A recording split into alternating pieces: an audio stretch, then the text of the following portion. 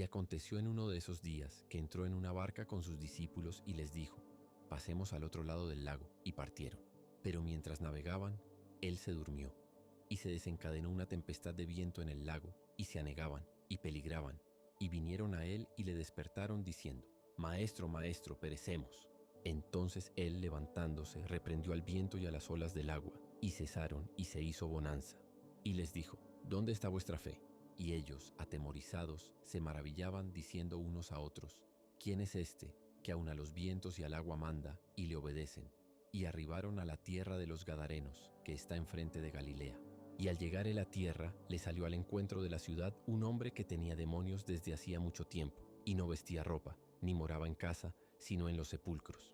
Este, al ver a Jesús, exclamó, y postrándose a sus pies, dijo a gran voz: «¿Qué tienes conmigo, Jesús, Hijo del Dios Altísimo? Te ruego que no me atormentes». Porque mandaba al espíritu inmundo que saliese del hombre, pues hacía mucho tiempo que se había apoderado de él. Y le guardaban atado con cadenas y grilletes, pero rompiendo las prisiones, era impelido por el demonio a los desiertos. Y le preguntó Jesús diciendo: «¿Cuál es tu nombre?». Y él dijo: «Legión», porque muchos demonios habían entrado en él. Y le rogaban que no les mandase ir al abismo.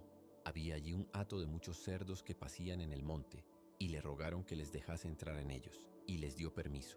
Y los demonios, salidos del hombre, entraron en los cerdos, y el hato se precipitó por un despeñadero al lago y se ahogó. Y los que apacentaban los cerdos, cuando vieron lo que había acontecido, huyeron, y yendo dieron aviso en la ciudad y por los campos, y salieron a ver lo que había sucedido, y vinieron a Jesús. Y hallaron al hombre de quien habían salido los demonios sentado a los pies de Jesús, vestido y en su juicio cabal, y tuvieron miedo. Y los que lo habían visto les contaron cómo había sido sanado aquel endemoniado. Entonces toda la multitud de la región alrededor de los Gadarenos le rogó que se marchase de ellos porque tenían gran temor. Y él, entrando en la barca, se volvió. Y el hombre de quien habían salido los demonios le rogaba que le dejase estar con él. Pero Jesús le despidió diciendo: «Vuélvete a tu casa y cuenta cuán grandes cosas ha hecho Dios contigo». Y él se fue, publicando por toda la ciudad cuán grandes cosas había hecho Jesús con él. Cuando volvió Jesús, la multitud le recibió con gozo, porque todos le esperaban. Entonces vino un varón llamado Jairo, que era principal de la sinagoga, y postrándose a los pies de Jesús, le rogaba que entrase en su casa, porque tenía una hija única, como de 12 años, que se estaba muriendo, y mientras iba la multitud le oprimía.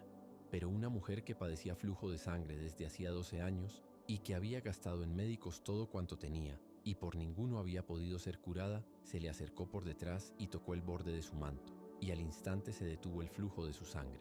Entonces Jesús dijo: «¿Quién es el que me ha tocado?». Y negando todos, dijo Pedro y los que con él estaban: «Maestro, la multitud te aprieta y oprime y dices: ¿quién me ha tocado?». Pero Jesús dijo: «Alguien me ha tocado, porque yo he conocido que ha salido poder de mí». Entonces, cuando la mujer vio que no había quedado oculta, vino temblando, y postrándose a sus pies, le declaró delante de todo el pueblo por qué causa le había tocado, y cómo al instante había sido sanada. Y él le dijo: «Hija, ten ánimo, tu fe te ha salvado, ve en paz». Estaba aún hablando, cuando vino uno de casa del principal de la sinagoga diciendo: «Tu hija ha muerto, no molestes más al maestro».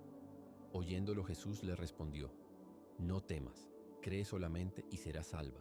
Entrando en la casa, no dejó entrar a nadie consigo, sino a Pedro, a Jacobo, a Juan y al padre y a la madre de la niña.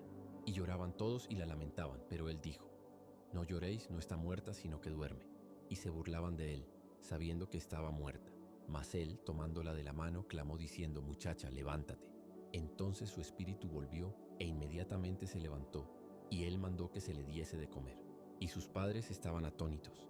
Pero él les mandó que a nadie dijesen lo que había sucedido. Dale me gusta, comparte y sígueme para más videos como este.